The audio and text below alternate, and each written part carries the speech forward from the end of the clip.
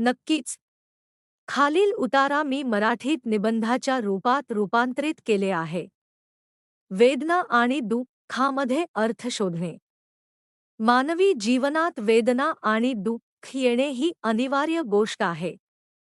दुसऱ्या महायुद्धातील नाझींच्या कैदेतून जगाला परिचित असलेल्या ज्यू मानसशास्त्रज्ञ विक्टर फ्रँकल यांनी सांगितल्याप्रमाणे, मनुष्य कोणत्याही वेदनाला सहन करण्यास तयार असतो, जोपर्यंत त्याला त्या वेदनेत काही अर्थ दिसतो.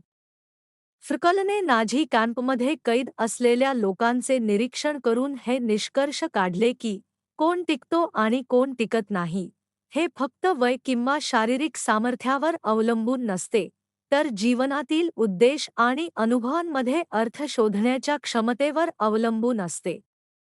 वेदनेत अर्थ शोधणे हे आपल्याला अत्यंत कठीण काळातही सामना करण्यास मदत करते. मात्र, वेदना किंवा दुःखाचा अर्थ शोधणे सोपे नसते. दुःख अनेकदा अचानक, निरर्थक आणि कोणावरही कळत येणाऱ्या पद्धतीने येते, ज्यामुळे त्याचा कोणताही सकारात्मक अर्थ दिसत नाही. आपल्याला त्रास होत असताना आपल्या सर्व ऊर्जेचा वापर फक्त त्यापासून दूर राहण्यासाठी होतो. अशा वेळा आपल्याला दुःखाचा अर्थ विचार करणे अशक्य वाटते आणि आपल्याला वाटते की हे का माझ्यावर. शिवाय, गंभीर संकटाच्या काळात आपल्याला फक्त सहन करावे लागते. हे नैसर्गिक आहे की आपण आपल्या दुःखाला निरर्थक आणि अन्यायकारक समजतो. मात्र तुलनेने सुलभ वेळेत, संकटापूर्वी किंवा संकटानंतरच्या काळात आपण आपल्या वेदनेवर विचार करू शकतो आणि त्यातला अर्थ शोधू शकतो. या प्रयत्नाद्वारेच आपण आपल्या जीवनातील अनुभवांना अधिक सखोल आणि सकारात्मक दृष्टिकोनातून समजू शकतो. नक्कीच. मी दिलेला उतारा आता मराठीत निबंधाच्या रूपात रूपांतरित करतो. वेदना आणि दुःखामध्ये अर्थ शोधणे. मानवी जीवनात दुःख आणि वेदना येणे ही अनिवार्य गोष्ट आहे. परंतु या दुःखामध्ये अर्थ शोधण्याचा प्रयत्न आपल्याला कठीण प्रसंगीही टिकून राहण्यास आणि मानसिक ताकद मिळवण्यास मदत करतो. विक्टर फ्रँकल यांनी दुसऱ्या महायुद्धातील नाझी कॅम्पमध्ये लोकांचे निरीक्षण करून हे स्पष्ट केले की, जीवनात टिकून राहणे फक्त वय किंवा शारीरिक सामर्थ्यावर अवलंबून नसते, तर जीवनाचा उद्देश समजून घेणे आणि अनुभवांमध्ये अर्थ शोधण्याची क्षमता अधिक महत्त्वाची असते. दुःखाचा अर्थ शोधण्याची प्रक्रिया सुरुवातीला कठीण वाटू शकते कारण दुःख अनेकदा अनपेक्षित, निरर्थक आणि अन्यायकारक दिसते. तथापि, जेव्हा परिस्थिती तुलनेने सोपी असते किंवा संकट संपल्यानंतर आपण आपल्या दुःखाचा विचार करू शकतो, तेव्हा त्याचा अर्थ शोधणे शक्य होते. यासाठी आपल्या मानसिक आणि आध्यात्मिक तळावर मजबूती निर्माण करणे आवश्यक असते. जसे झाडाचे मुळे घट्ट असावीत तरच ते वादळी वाऱ्याला तोंड देऊ शकते, तसेच वेदनांच्या काळासाठी आपल्याला आधीपासून मानसिक तळ ठोस असणे गरजेचे असते. धर्म हे वेदनांचा अर्थ शोधण्याचा एक मार्ग देऊ शकतो. बौद्ध किंवा हिंदू परंपरेत, वेदना आपल्या पूर्वकृत्यांमुळे येतात आणि त्या आध्यात्मिक मुक्तीसाठी प्रेरणा ठरतात.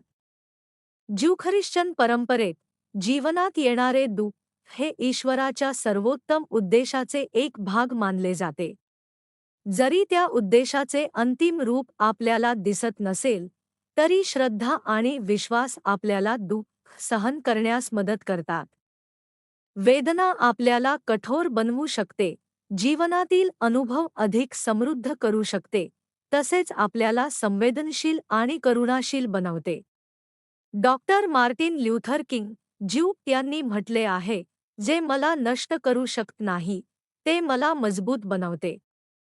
तसेच, साहित्य आणि इतिहासात अनेक उदाहरणे आहेत जिथे संघर्ष आणि दुःखामुळे मानवी प्रतिभा आणि सहानुभूती वाढली आहे. शेवटी, दुःखाच्या अनुभवातून आपण आपल्या जीवनात अर्थ शोधू शकतो, मानसिक आणि आध्यात्मिक विकास साधू शकतो आणि जीवनाच्या कठीण प्रसंगांना अधिक सहनशीलतेने सामोरे जाऊ शकतो. नक्कीच. दिलेला उतारा मी मराठीत निबंधाच्या स्वरूपात रूपांतरित करून देतो. वेदना आणि दुःखामध्ये अर्थ शोधणे. मानवी जीवनात दुःख आणि वेदना येणे ही अनिवार्य गोष्ट आहे, परंतु त्यातून अर्थ शोधण्याची क्षमता आपल्याला मानसिक मजबूती आणि सहनशक्ती देते. काही वेळा वेदना आपल्याला इतक्या तीव्रतेने ग्रस्त करतात की आपण पूर्णपणे आशाहीन वाटतो. असेच एक उदाहरण आहे रॉबर्टचे. त्याला गंभीर मानसिक नैराश्य आले होते आणि तो स्वतःला पूर्णपणे नियंत्रणाबाहेर जाणाऱ्या स्थितीत अनुभवत होता.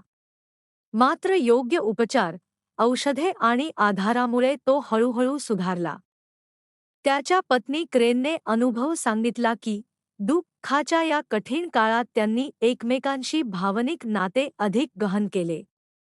रॉबर्टच्या नैराश्याच्या रात्री क्रेनने त्याला हातात धरून तासनतास सांत्वन दिले, ज्यामुळे त्यांचे नाते अधिक जवळचे आणि भावनिकदृष्ट्या मजबूत झाले. यातून हे दिसून येते की दुःख फक्त वेदना देत नाही, तर ते आपल्याला नातेसंबंध अधिक घट्ट करण्याची संधी देखील देते. बौद्ध धर्मात वेदना ही आपल्याला दया आणि करुणादृष्टीची साधना करण्याची संधी ठरू शकते. तोंगलेन या ध्यान पद्धतीत एखाद्या व्यक्तीच्या दुःखाचे अनुभव घेऊन दुसऱ्यांच्या दुःखासाठी आपले मानसिक मन तयार केले जाते. यामुळे मानसिक दृष्टिकोन बदलतो. आपण स्वतःच्या वेदनेत हरत नाही, तर त्यातून शिकतो आणि इतरांसाठी करुणाशील होतो. हे दाखवते की दुःख आणि वेदना आपल्याला कठोर बनवतात, आपले नाते घट्ट करतात, तसेच मानसिक आणि आध्यात्मिक दृष्ट्या समृद्ध करतात. योग्य दृष्टिकोन, मानसिक तयारी आणि आध्यात्मिक साधने यांचा वापर करून आपण दुःखातून अर्थ शोधू शकतो आणि त्याचा सकारात्मक उपयोग जीवनात करू शकतो. नक्कीच. मी दिलेला उतारा आता मराठीत निबंधाच्या स्वरूपात रूपांतरित करतो. वेदना आणि दुःखामध्ये अर्थ शोधणे. मानवी जीवनात दुःख आणि वेदना येणे ही अपरिहार्य गोष्ट आहे. परंतु या अनुभवातून अर्थ शोधल्यास आपल्याला मानसिक मजबूती, सहनशक्ती आणि आध्यात्मिक विकास मिळू शकतो. काही वेळा दुःख इतके तीव्र असते की व्यक्ती पूर्णपणे आशाहीन वाटू लागते. असे असतानाही योग्य दृष्टिकोन आणि मार्गदर्शन आपल्याला या वेदनेतून काही शिकण्याची संधी देतो. बौद्ध धर्मातील तोंगले ही ध्यान पद्धत व्यक्तीस त्याच्या स्वतःच्या वेदनेचा अनुभव घेऊन इतरांच्या दुःखासाठी करुणादृष्टी विकसित करण्याची संधी देते. यात स्वतःच्या वेदनेत हरवून न जाता आपण त्या अनुभवाला सकारात्मक अर्थ देतो आणि दुसऱ्यांच्या दुःखात सहानुभूती निर्माण करतो. या पद्धतीमुळे मानसिक ताण कमी होतो आणि आपली दृष्टी अधिक सामंजस्यपूर्ण होते. दलाई लामा यांनी सांगितले आहे की वेदनेवर विचार केल्याने आपल्या अहंकाराची कमतरता कमी होते, आपण अधिक दयाळू बनतो आणि इतरांशी भावनिक नाते घट्ट होते. दुःख फक्त त्रासदायक नसून ते आपल्याला सहानुभूती, संवेदनशीलता आणि नातेसंबंध अधिक घट्ट करण्याची संधी देखील देते. शारीरिक वेदना आणि मानसिक दुःख यामध्ये फरक असतो. शारीरिक वेदना ही शारीरिक प्रक्रिया असते, तर दुःख हा आपल्या मानसिक आणि भावनिक प्रतिक्रियेचा परिणाम असतो. त्यामुळे शारीरिक वेदनेचा अर्थ शोधणे, त्यामागील उद्देश समजून घेणे, आपला दृष्टिकोन बदलू शकते आणि वेदनेचा भार कमी करू शकते. शेवटी, वेदनेत अर्थ शोधणे ही जीवनाची कला आहे. योग्य दृष्टिकोन, मानसिक तयारी आणि ध्यान साधने यामुळे आपण दुःखाला सकारात्मक स्वरूप देऊ शकतो, जीवनात मानसिक आणि भावनिक समृद्धी साधू शकतो. नक्कीच. मी दिलेला उतारा आता मराठीत निबंधाच्या स्वरूपात रूपांतरित करतो. शारीरिक वेदना आणि त्यामागील अर्थ.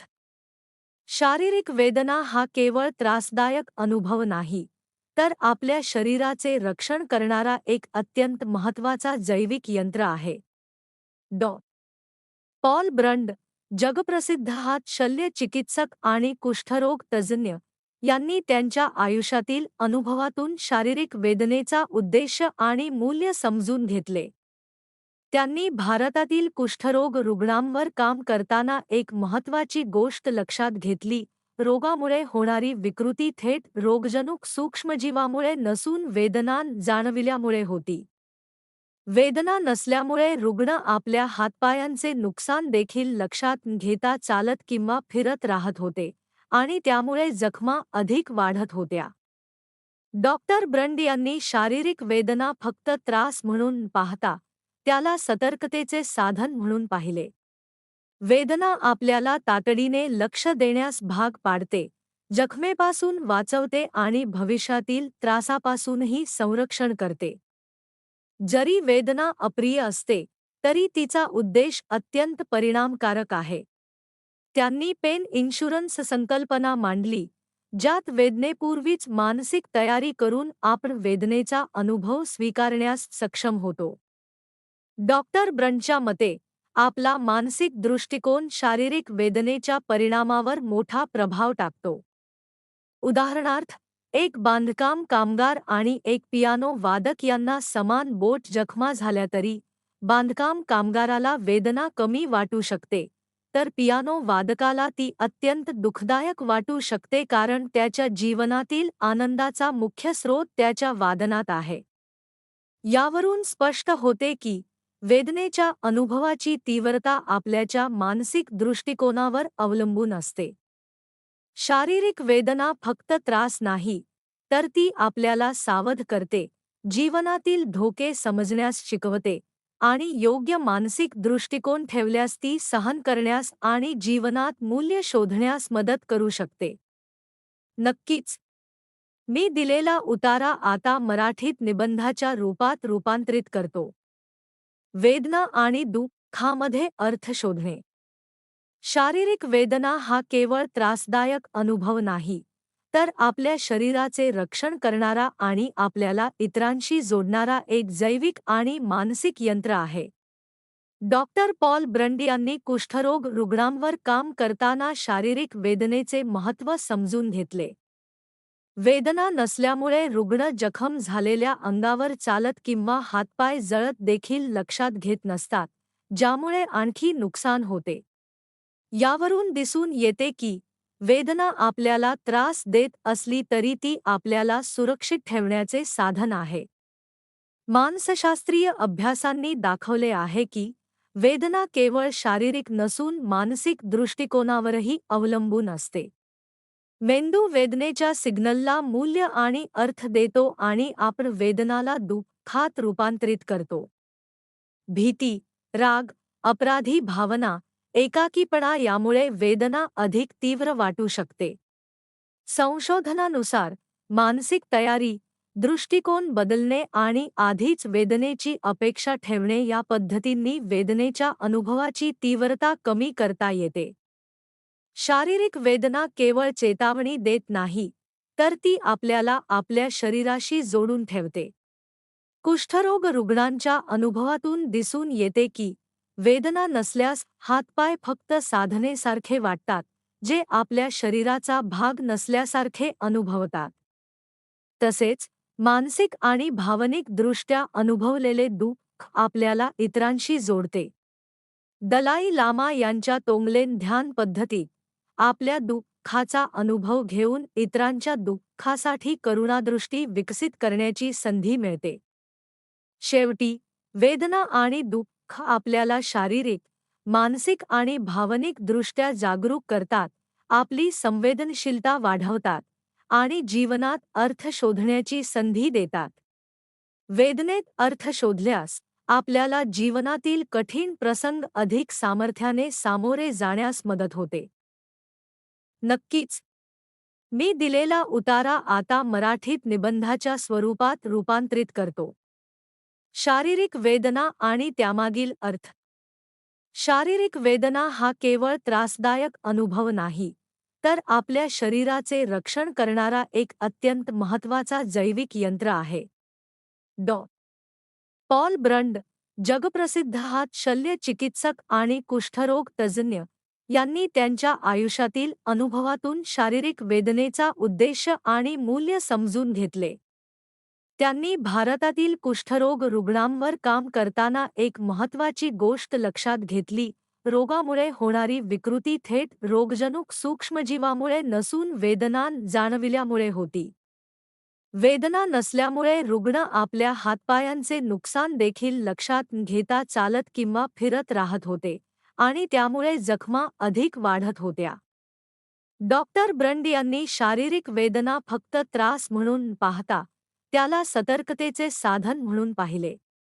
वेदना आपल्याला तातडीने लक्ष देण्यास भाग पाडते, जखमेपासून वाचवते आणि भविष्यातील त्रासापासूनही संरक्षण करते. जरी वेदना अप्रिय असते तरी तिचा उद्देश अत्यंत परिणामकारक आहे.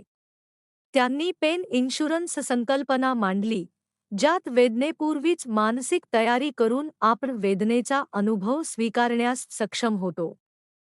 डॉक्टर ब्रंडच्या मते आपला मानसिक दृष्टिकोन शारीरिक वेदनेच्या परिणामावर मोठा प्रभाव टाकतो.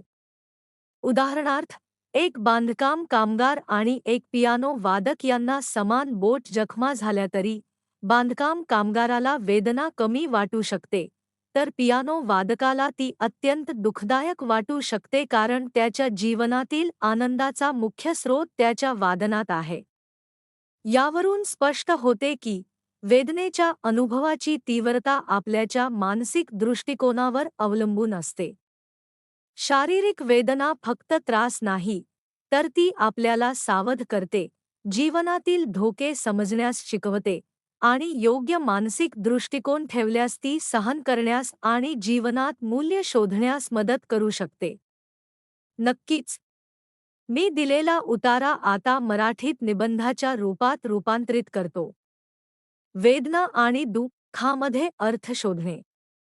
शारीरिक वेदना हा केवळ त्रासदायक अनुभव नाही, तर आपल्या शरीराचे रक्षण करणारा आणि आपल्याला इतरांशी जोडणारा एक जैविक आणि मानसिक यंत्र आहे. डॉक्टर पॉल ब्रंड यांनी कुष्ठरोग रुग्णांवर काम करताना शारीरिक वेदनेचे महत्त्व समजून घेतले.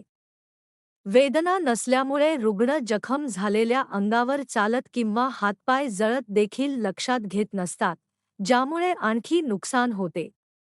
यावरून दिसून येते की वेदना आपल्याला त्रास देत असली तरी ती आपल्याला सुरक्षित ठेवण्याचे साधन आहे. मानसशास्त्रीय अभ्यासांनी दाखवले आहे की वेदना केवळ शारीरिक नसून मानसिक दृष्टिकोनावरही अवलंबून असते.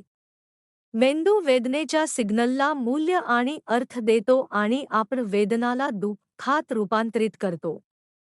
भीती, राग, अपराधी भावना, एकाकीपणा यामुळे वेदना अधिक तीव्र वाटू शकते. संशोधनानुसार मानसिक तयारी, दृष्टिकोन बदलणे आणि आधीच वेदनेची अपेक्षा ठेवणे या पद्धतींनी वेदनेच्या अनुभवाची तीव्रता कमी करता येते. शारीरिक वेदना केवळ चेतावणी देत नाही, तर ती आपल्याला आपल्या शरीराशी जोडून ठेवते. कुष्ठरोग रुग्णांच्या अनुभवातून दिसून येते की वेदना नसल्यास हातपाय फक्त साधनेसारखे वाटतात, जे आपल्या शरीराचा भाग नसल्यासारखे अनुभवतात. तसेच मानसिक आणि भावनिक दृष्ट्या अनुभवलेले दुःख आपल्याला इतरांशी जोडते. दलाई लामा यांच्या तोंगलेन ध्यान पद्धतीत आपल्या दुःखाचा अनुभव घेऊन इतरांच्या दुःखासाठी करुणादृष्टी विकसित करण्याची संधी मिळते. शेवटी वेदना आणि दुःख आपल्याला शारीरिक, मानसिक आणि भावनिक दृष्ट्या जागरूक करतात, आपली संवेदनशीलता वाढवतात आणि जीवनात अर्थ शोधण्याची संधी देतात. वेदनेत अर्थ शोधल्यास आपल्याला जीवनातील कठीण प्रसंग अधिक सामर्थ्याने सामोरे जाण्यास मदत होते. नक्कीच. मी दिलेला उतारा आता मराठीत निबंधाच्या स्वरूपात रूपांतरित करतो. तोंगलेन ध्यान आणि वेदनेतून करुणादृष्टी. वेदना आणि दुःख फक्त त्रासदायक नसून ते आपल्या करुणादृष्टीला वाढवण्याचे साधन देखील ठरू शकतात.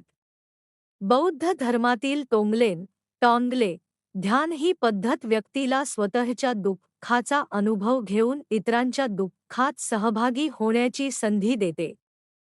या ध्यानामध्ये देणे आणि घेणे या तत्वाचा वापर करून आपला मनोवृत्ती बदलली जाते आणि स्वार्थ कमी करून इतरांबद्दल सहानुभूती निर्माण होते.